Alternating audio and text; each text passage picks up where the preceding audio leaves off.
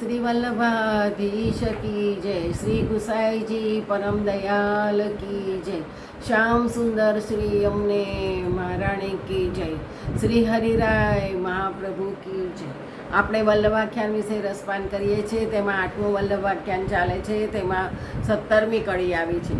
પેરે પેરે પરિવાર સોહે, દેવ મોહે નિરખતા, ઉત્સાહ આનંદ અધિક વાલ્યો, કુસુમ વરખે હરખતા. શ્રી ગુસાઈજીનો સમગ્ર પરિવાર દિન પ્રતિદિન વિવિધ પ્રકારે સુંદર શોભા આપે છે. તેમના દર્શન કરીને દેવતાઓ પણ પ્રસન્ન થાય છે. તેઓ ખૂબ આનંદમાં આવી પુષ્પની વૃષ્ટિ કરે છે. શ્રી ગુસાઈજીને ત્યાં દિન પ્રતિદિન પરિવાર વૃદ્ધિ થાય છે. તેમની શોભા અવર્ણનીય છે. દરેક બાળક આનંદપૂર્વક પોતાના સેવ્યનિધિ શ્રી ઠાકોરજીના વિવિધ પ્રકારના મનોરથોનો આનંદ લે છે. તેમને ત્યાં પણ વંશ વિસ્તાર થઈ રહ્યો છે. તેના અનેક મંગલો પ્રસંગ ઉજવાય છે. તેના દર્શન કરી દેવતાઓને પણ મોહ થાય છે કે આવા કળિયુગમાં એક પછી એક અનેક સ્વરૂપે સાક્ષાત પ્રભુ પ્રગટ થઈ રહ્યા છે. તેઓ અંતરિક્ષમાંથી પુષ્પની વૃષ્ટિ કરે છે. દેવો રમા વૈકુંઠમાં બિરાજમાન વિષ્ણુને જ સર્વનિયંતા તરીકે સમજે છે. તેમને પૂર્ણ પુરુષોત્તમના દર્શન થયા નથી. તેથી આવા અલૌકિક સ્વરૂપના દર્શન કરી તે સ્વરૂપમાં આસક્તિ થતાં દેવોને મોહ થાય છે. તેઓ પુષ્પવૃષ્ટિથી પોતાની સેવા અંગીકાર કરાવે છે. રંગે તે રમતા રસ ભર્યા, પ્રભુ ઘોષમાં લીલા કરે, અધિક અધિક પ્રતાપ પૂરણ, યશ દશ દિશ વિસ્તરે, અંતપુર લીલા કરે પ્રભુ, સકલ જન સંતોષતા, જાણે તે મત માતંગ છૂટ્યા, નુપુરને નિરઘોષતા, હાર કંકણ કર્ણભૂષણ, નાદ નાના હિંડતા, ગાન ગાયને સ્વર સુહાય, શ્રી નવનીત પ્રિયાજીને પોઢતા. ગુસાઈજીનો પરિવાર, તેમના બાળક, બહુજી, બેટીજી વગેરે સૌ પોતાના ઘરમાં અનેક પ્રકારે સેવાનો આનંદ લઈ રહ્યા છે. બધા રસમય સ્વરૂપો અતિ આનંદથી કિલકારી કરે છે.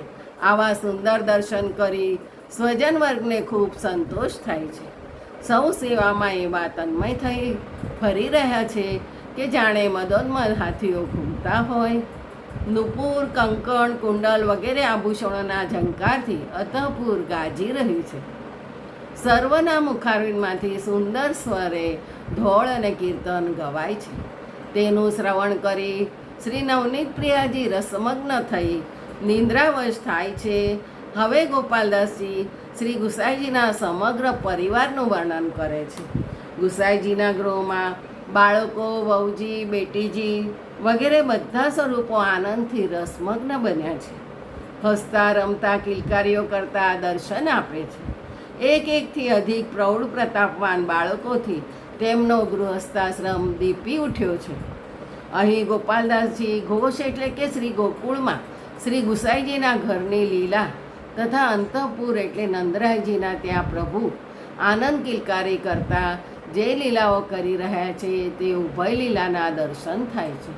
શ્રી નંદરાયજીને ત્યાં પ્રભુ વ્રજ ભક્તો સમેત જેમ વિવિધ લીલા કરે છે તેમ અહીં ગુસાઈજીના અનેક બાળકોના વિવિધ સ્વરૂપે પ્રભુના લીલાના દર્શન આપે છે. તેમનો યશ દસેય દિશામાં ફેલાઈ રહ્યો છે. સૌ બાળકો નિસ્સાધનજીઓને શરણે લેવા પરદેશ પધારે છે. ત્યાં અનેક ચમત્કારોથી દૈવી જીવોને શરણે લેવા પરદેશ પધારે છે. ત્યાં અનેક ચમત્કારોથી દૈવી જીવોને શરણે લેવા ત્યાં પધારે છે. ત્યાં અનેક ચમત્કારોથી દૈવી જીવોને શરણે લે છે. એવું કોઈ સ્થળ નથી કે જ્યાં આપના પ્રતાપ બળને કોઈ જાણતું ન હોય. આપના સમગ્ર પરિવાર પ્રભુની સેવામાં એવો તન્મય છે કે તેમના હલનચલનથી શ્રી અંગ પર ધારણ કરેલા આભૂષણોનો સુંદર ઝંકાર કરી રહ્યા છે. સેવામાં સૌ સક્રિય છે, જાણે મદચરતા હાથીઓ ઘૂમી રહ્યા ન હોય આવા દર્શન કરીને આનંદ પામે છે. સૌ ભક્તોને ખૂબ આનંદ થાય છે. શ્રી પ્રભુની સેવા કરતા સૌ સુંદર સ્વરથી કીર્તન ગાય છે, જેથી શ્રી નવનીત પ્રિયાજી પ્રસન્નતાથી નિદ્રાવશ થાય છે.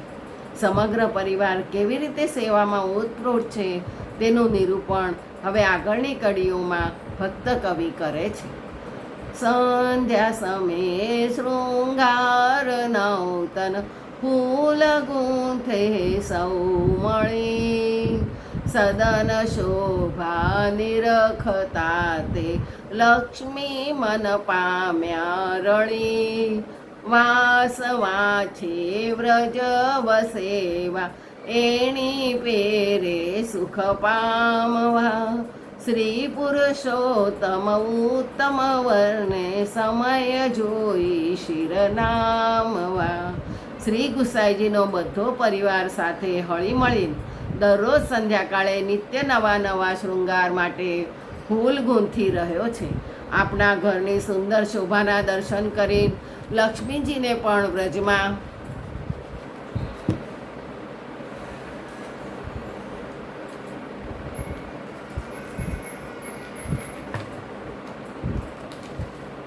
વસવાની ઈચ્છા થાય છે.